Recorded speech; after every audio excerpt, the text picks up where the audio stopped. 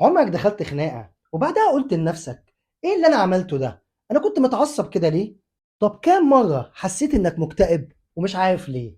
غالبا انت مش واعي بنفسك كفاية.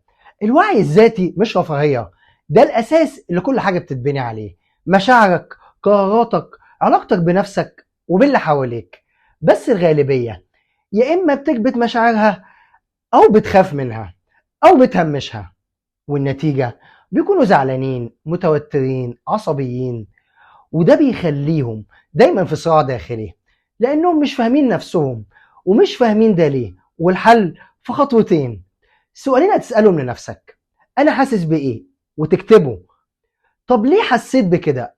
وتكتبه. وده مش علشان تلوم نفسك، لا، علشان تفهم. وكل ما كنت صادق مع نفسك كل ما هتفهم نفسك أكتر. طب لو مش عارف، هسألك أنا: هل انت بتتهرب من مشاعرك؟ هل فعلا تقيلة عليك ولا انت مش متعود تسميها؟ الوعي الذاتي رحلة مستمرة، وأول خطوة في الذكاء العاطفي. وكل ما تعمقت في فهم نفسك كل ما أصبحت أكتر قدرة على التحكم في حياتك وبناء علاقات أقوى، وتاخد قرارات مناسبة مع قيمتك الحقيقية. يومكم جميل.